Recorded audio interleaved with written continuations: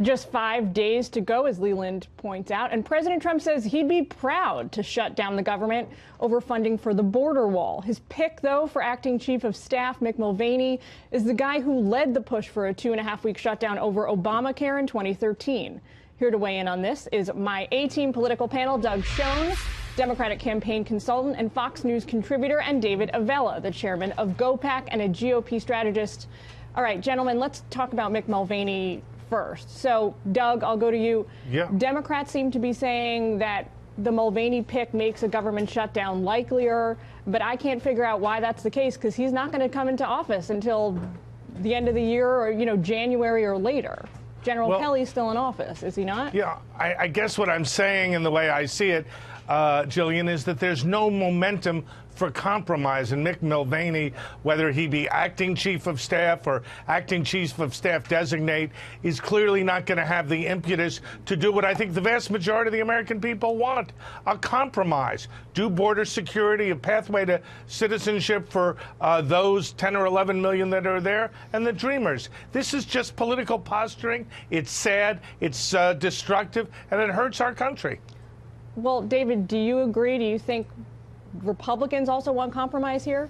Being willing to shut down the government this week to solve the pre-existing condition situation we now have, given the Supreme Court decision, would win far more praise from Americans than a shutdown over border security, particularly in that as you go into 2019. And if the estimates are right and the belief that this new trade deal with Mexico is going to bring more money into the U.S. off of trade with Mexico to give us the funds to pay for the border, it gives the White House a far stronger hand in this border security fight, when many Americans are in a direct way going to be far more impacted by this pre-existing condition situation that we now have, that could be solved this week with Congress passing block grants to the states. So something that Democrats think is actually giving them a stronger hand here when it comes to the shutdown is the Chuck and Nancy meeting this week in the Oval Office. I want to get both of you to weigh in on that. It seems like the consensus, at least in the media, is that Nancy Pelosi played her hand well. She was strong. She held her ground against the president. So, I don't know, Doug, does that kind of give her a little boost going into the potential speakership? Absolutely. I think it solidifies the likelihood that she will get the remaining votes she needs from her caucus. I think with Democratic control coming, it's going to be tougher rather than easier for the president to push the wall. And I think David is right. If he was willing, President Trump, willing to do a shutdown on pre-existing conditions and said, look, we got to solve this. This would benefit the Republicans and the Democrats, I dare say the country, a lot more than a kabuki-like fight about building a wall with $6 billion that the Republicans are never going to get. David, I know you don't agree with that. No, the White House was smart to have this meeting and let the American people see both sides of this argument.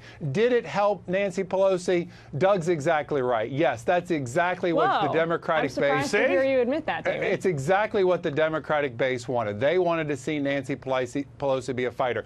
But just equally, the president was a winner in that, look, here is transparency in government. Here's what the Democrats say they're for. And to his base, he sent the exact message that he wanted to send. So buckle up. It's going to be an interesting 2 years with a Democratic House, a Republican Senate, and the White House in Republican hands. What did you guys make of the vice president's reaction? There was a lot on social media, a lot of memes reacting to the look on his face when some of the discussion was going down.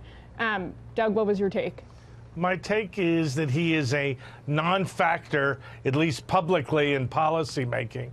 And watching his body language suggested to me that Mike Pence, a good and decent man, wanted to be pretty much anywhere else than where he was. Just look at the screen and you see an awkward, uncomfortable, rigid man. And I just wish that we had a vice president who was fully engaged in trying to promote compromise with his former colleagues in the House. David, you got 10 seconds. Did you read it that way? Smart people don't try to upstage their boss, and the best advice that Mike Pence can give is to give his counsel to the president privately.